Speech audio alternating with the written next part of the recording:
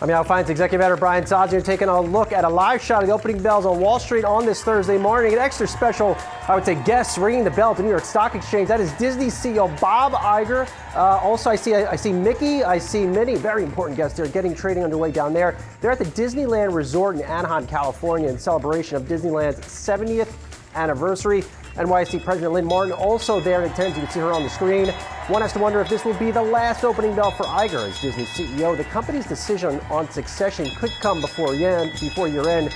Sources have told me. I'm actually rooting for a co-CEO between Mickey and Minnie. And over ringing at the bell, the NASDAQ is Lisa Hochstein, entrepreneur, Splitwell app founder, and cast member on Bravo's Real Housewives of Miami. Wow, interesting day. Not to spoil this opening bell fun, friends, but markets are still trying to get off the canvas after being put there by President Trump on Wednesday. Reports surfaced that Trump was ready to fire Fed Chair Jerome Powell. Trump walked those fears back, but markets remain on edge. Now, opening bid is all about serving up investing analysis you need to know to unleash the power of your portfolio. We're digging into what's really moving stocks, giving you the unbeatable context to make decisions with all that money in your portfolio. Let's get a quick check on what's hot in the markets out of the gate. Yahoo Finance senior reporter Ali Canal joins us from the NASDAQ in Times Square. Ali, I mean, fascinating to see there. Mickey and Minnie and Josh DeMauro, the head of the parks, also reportedly in running for Iger's gig.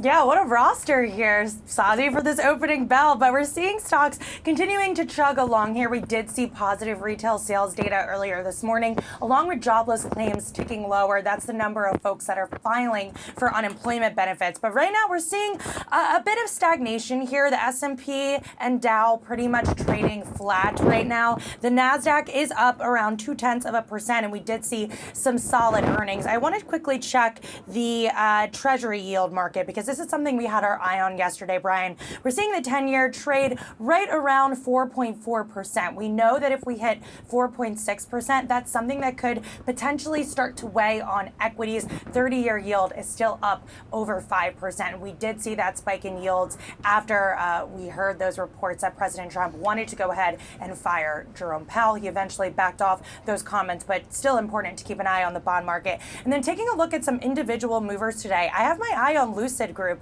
Holy mackerel, this stock is on a tear. We are up over 25% at the opening bell here. And this comes after the company secured a $300 million investment from Uber to launch a new global robo-taxi program. This is something that Uber had been teasing for a bit now. If you take a look at Uber shares, they are pretty much flat at the moment. But as we know, this has been a stock that's been continuously growing. And I also want to take a look at some trending tickers on Yahoo Finance. A lot of these names have to do with earnings. You're seeing Taiwan Semiconductor up around 3%.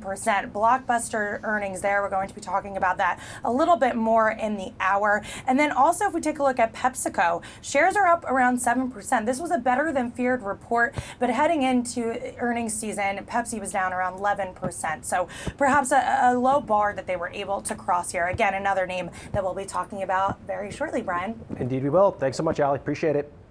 All right, we're off and running with your daily guide to the biggest market drivers of the trading day. Here's what I'm watching. Number one, Fed attack aftershocks. Markets have stabilized a bit today after Trump-fueled tizzy on Wednesday. According to multiple reports, President Trump had sounded out lawmakers on whether he should fire Federal Reserve Chair Jerome Powell. Trump later walked back the reports in a press conference, but Trump's repeated attacks on Powell and the Fed have investors on edge after a record-setting run for stocks. Carlyle co-founder David Rubenstein told me he thinks Powell has done a very good job and Fed independence is very critical. We'll have more from my chat Rubenstein coming up.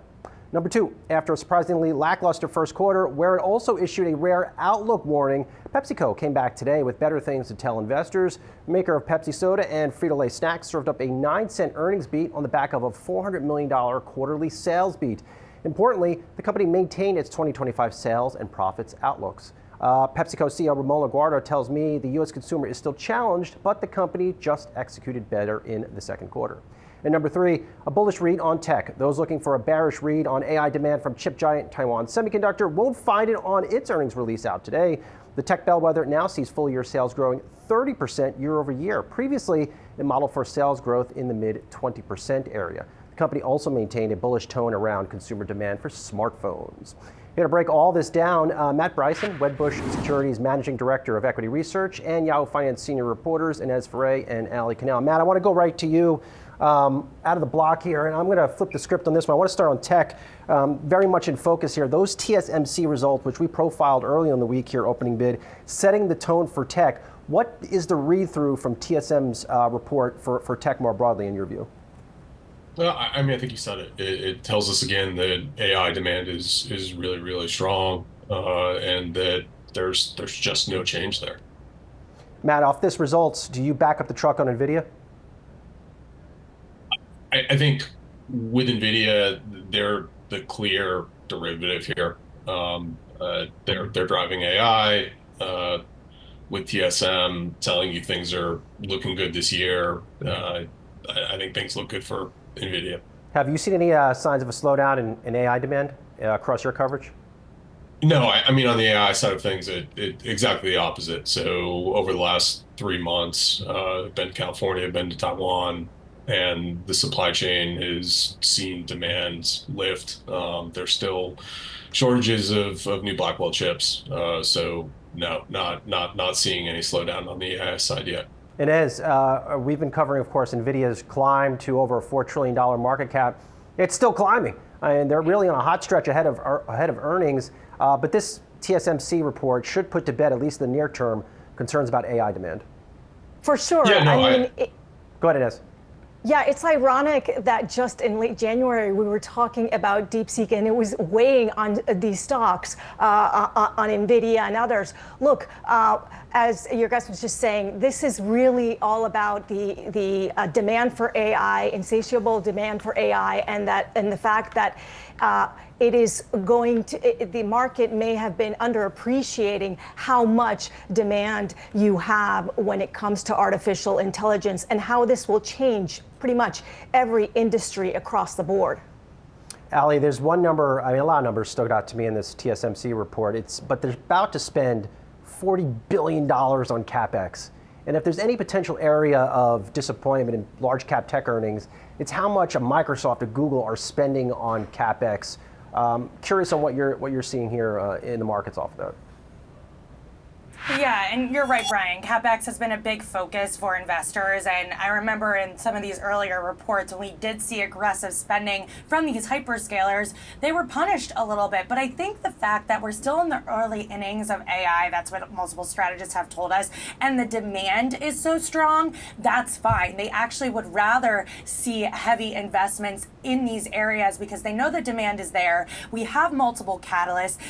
Earlier this week, we just saw that the White House approved those H20 chip shipments to China for NVIDIA. This is one of TSMC's biggest customers. And on the earnings call, the CEO said that, good for NVIDIA, good for us. So it just seems to be that's what's working within this market. And you can even look beyond the tech sector at some of these other sectors that are at record highs right now. Communication services, industrials, they all have touch points to that AI story. That's what's really powering this bull market. And that's what investors are excited about. So as long as we continue to see that demand, continue to see that spending in those areas, I think investors will be happy. Matt, one stock that has really continued to be left out of this bullish AI narrative, it's Intel. Now, they have on the edges start to restructure under new CEO Lip-Bu Tan. But is there a big move, in your view, he will make this year? Do you think he closes the door on this foundry business that they've invested billions of dollars in and they're not making any money from? I don't think he can. I think they need the fabs to work, to get their model to work.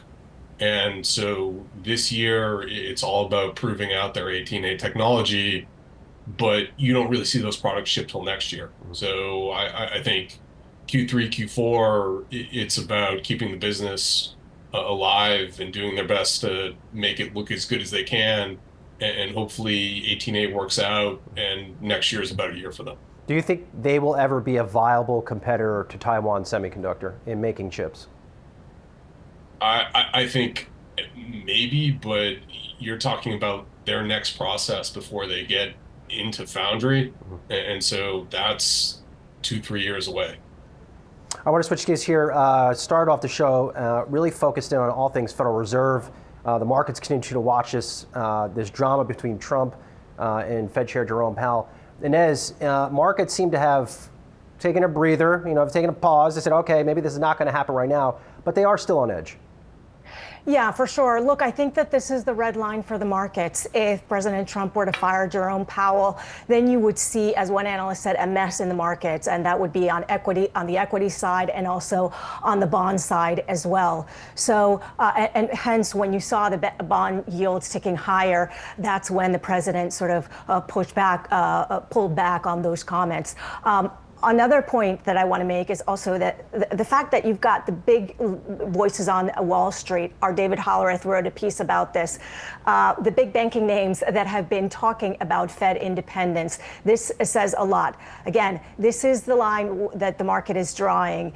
If the president goes to fire Jerome Powell, then you will see a market reaction. And the fact that you have heavy hitters on Wall Street that are talking about Fed independence just underscores that. And Ali, some headlines crossing Kevin Warsh, who's reportedly also in the running for this Fed job, along with Kevin Hassett, on another network saying, quote, there's a credibility crisis at the Fed. Now, Warsh, his background is a little checkered as it pertains to interest rates. What do you think about all these folks just trying to curry favor with Trump? I think it's just sowing the seeds of credibility, of the Fed's independence credibility being challenged here.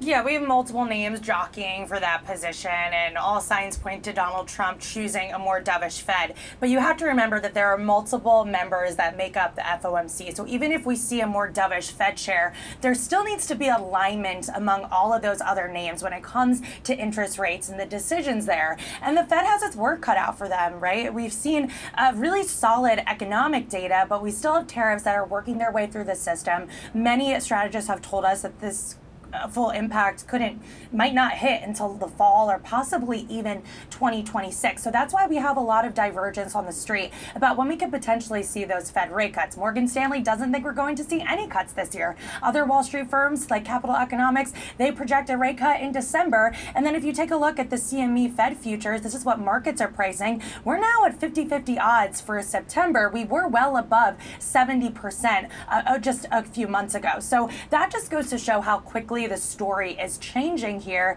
But clearly the president wants the Fed to cut interest rates. He's consistently reiterated that to the public. He's called Jerome Powell too late Powell, but he might just have to wait a little bit longer. And lastly, Inez, I want to get over to you on this one. PepsiCo out better than expected sales and earnings this morning, didn't cut their outlook.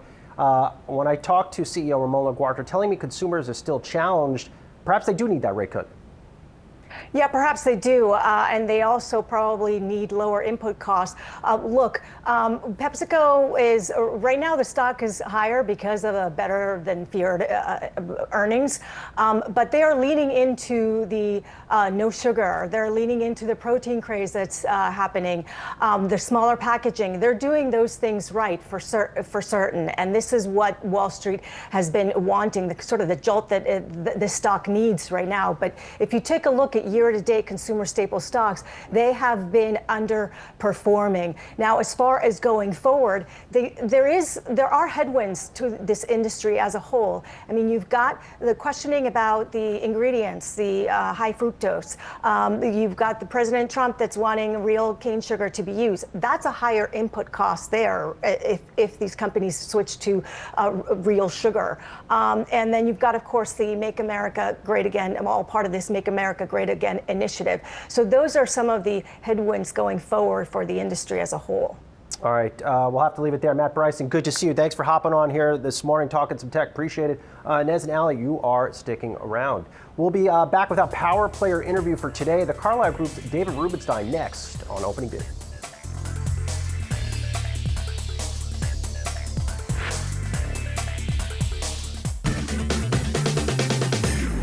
Welcome back to Opening Bid. I'm locked in on a bearish call in Starbucks by Jefferies into the company's July 29th earnings report. Analyst Andy Barish slapping the stock with an underperform rating and a $76 price target. Says Barish, we think the stock has surpassed reasonable expectations for improving fundamentals. Barish is concerned about weak consumer spending data and the high costs coming for the company as CEO Brian Niccol invests in a turnaround plan. Before this downgrade, Starbucks shares had gained 23% in the past year. All right, for today's Power Player, I got a chance to speak with David Rubenstein, co-founder and co-chairman of global investment firm Carlyle, about the ongoing saga around President Trump's dissatisfaction with Fed Chair Jay Powell, Trump telling reporters in the Oval Office Wednesday that he doesn't plan to fire Powell after Bloomberg and CBS reports said the chairman was on the chopping block. Here's what David Rubenstein told me about the situation. Well, President Trump, just as you said, walked back that statement. So what I just said before we went on the air, is that he said he's not planning to fire Powell. As you probably know, Jay Powell worked at Carlyle, and in effect for me, for 8 years. I hired him out of the George Herbert Walker Bush administration, a very smart man. And, I recognize not everybody says he's done a perfect job, but I think he's done a very good job because he tells you what he's going to do or the Fed's likely to do before they do it, which is unusual for a lot of Fed chairs. And after it's done, within 30 minutes, he will explain in exhausting detail what they did and why they did it. And I think that's helpful. You may remember in the days of William McChesney Martin or Paul Volcker, they would do what they wanted to do, and you had to guess what they did and why they did it. Now it's much more transparent. I think Jay's done a good job in that. Secondly, we haven't had a recession since Jay Powell has been chairman of the Fed. Now, recessions occur in the United States roughly every 7 years or so. And obviously the Fed chairman is not the only person responsible for there being or not being a recession. But I think we haven't had one because I think he managed the inflation reasonably well. Remember, inflation went to 8%. And it went to 8% because the Trump administration and the Biden administration both put a lot of money into the economy to keep us during the COVID period of time from going into recession. So we injected about $5 trillion into the economy without corresponding tax increases. The result was some inflation. Now, some people made a mistake initially of saying it was transitory, and I think Jay Powell would recognize that it wasn't transitory. But once they recognized it wasn't transitory, they began rate increases that I think dealt with the inflation problem. It's brought it down now, not quite where they want it to be, but lower than it had been. I think the most recent numbers showed about a 2.7% increase in the last month, but the Fed's target is 2%, so they got a way to go. David, how important is it that Jerome Powell finishes out this term in terms of importance to the Federal Reserve as an institution and as the major player in markets? Well, remember, the Federal Reserve has two jobs. It was set up originally to take care of inflation and make sure the currency was strong. And then in the 1970s, it was given an additional job of worrying about unemployment. And the Fed is seen as being independent of the president in power because when you're independent, the theory is you can preserve the currency. You're not as subject to political pressure. And I think that's worked well for our country. And I think most people have commented on that, have said it's worked well. And the Federal Reserve is really the crown jewel of the federal governmental system in many ways because it's seen as very independent, very merit-oriented. And I think many of the people who are most respected in our country over the years have been chairs of the Federal Reserve, like Paul Volcker, and Ben Bernanke. But I recognize that there are some people who are not happy with the fact that the interest rates have not gone down as much as, let's say, they've gone down in Europe. But the United States is a more complicated economy in some ways than Europe, and Europe had lowered interest rates because their economy was softening so much, they had to help the economy move forward. We haven't had that kind of softening. So Jay Powell, to his credit, in my view, has not commented on anything that President Trump has said about him. In other words, if I was getting beat up every day or occasionally from time to time by the president, any president, I probably wouldn't be as quiet as Jay has been. But Jay has basically not responded, not taken the bait. And I think he'd like to finish out the term if he could, which finishes in May of 26. And David, as someone that hired Jerome Powell, worked with him for 8 years at Carlyle, how do you think he's taking these criticisms? And are you surprised that he hasn't just, to hell with this, I'm stepping down and I'm going to go, enjoy myself for the next couple of years?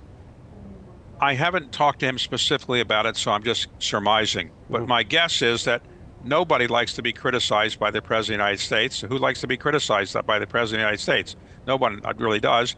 But he hasn't responded to any of the criticism, which I give him great credit for doing. I don't think I could have done that because he's just decided to just take care of the job he has and worry about getting inflation down, and interest rates will come down when they are designed to come down. But remember, there is a FOMC of 12 people, 7 members from the Federal Reserve Board and 5 rotating members from the various Federal Reserve Boards around the country. 12 people. It's the FOMC. the Federal Open Market Committee. And they make the decision. Jay Powell is the chairman. Presumably he has a lot of influence, but it's not the only person making the decision. How important is it that whoever succeeds Jerome Powell as Fed chair, that they could be someone that is independent from the executive branch, someone that could stand up to the president? You know, because I think some of the thinking, just based on people I've talked to, David, is that we get someone who has that direct line to President Trump, gets put in there because he promises the president they're going to cut rates, and now this person is doing everything the president asks them to do. Well, I think the markets would respond better if somebody is seen as independent. The candidates that have been mentioned, some of them are excellent, and I think they would be somewhat independent, but obviously many of them have close relationship with the president. The president made it clear what he wants. Some of the people or candidates have already said they would lower interest rates, so maybe their existing view is that interest rates should come down and not because of presidential pressure. But I think overall it would be a good thing for the country to have a strong Fed chair and succeed Jay Powell rather than a weak Fed chair. Out of all the names that we've heard, and you heard too, David, Kevin Warsh, Kevin Hassett, Secretary Bessent still in the mix, Christopher Waller at the Fed. Is there one person out of that group of four folks that are reportedly leading the nomination or top of mind with the president that you think would be best suited to do this job at this moment? I know a number of them. I think I know three of them. And I would say they are, the three that I know are all talented, that all could do a good job. But until you get the job, you don't know, how strong somebody's going to be, and you don't know how independent they will be. So I just can't say now who'd be better, but I think of the candidates that I know, all of them would be able to do likely to be able to do a good job. All right, let's keep this train rolling here. It's time now for our question of the day. Is a third term for President Trump possible, and what would it mean for markets? Still with me are Yahoo Finance's Ali Canal and Inez Ferre. I posed this very question to Carlyle's David Rubenstein. He broke down how a third Trump term could happen. Take a listen. In my view, it could. Under the 22nd Amendment, which was passed ratified in 1951, it was designed by Republicans to keep people like FDR from ever doing what he did. FDR did 4 terms, and Republicans were not happy about that. So finally, in 1951, they ratified the amendment that they wanted, which says no one can be elected and serve as president more than 2 terms. However, there's a flaw in the way it's written. If you were elected vice president and the president resigns the next minute after he's sworn in or she's sworn in, and you succeed him, that is, I think, legal under the 22nd Amendment, not precluded. They could have drafted it much better. So it's possible. All right, who wants this hot potato jump ball? Inez, I'm going to go to you. I think you look ready. Not that you're not, Ali. Inez wants to weigh in on this. Look, I think if there were to be a third term, I think that the markets actually wouldn't care as much as if the Fed chair were to be pushed out early. That is because between Dems and Republicans, look, the markets just care about whether companies can increase their bottom line, and they have been able to under both Democrats or Republicans. So my take is that if there were to be a third one, you wouldn't see that much of a reaction. Just take a look at other countries. Venezuela's had a leader in there for a long time, and their markets nominally are at all-time highs. But I do think that, again, with the Fed chair, that's a different story. Well said, Inez. Ali, this hot potato over to you. This, if it were to happen, and David writes more about this in his newsletter, no idea how he even finds time to do some of these things, but it would be a real expansion of the power of the executive branch, to say the very least.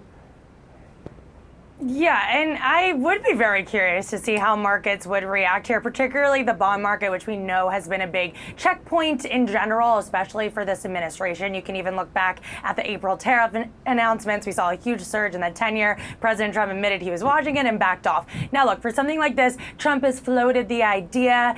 Then he said he wouldn't be considering it. We have a top DOJ official not completely ruling it out.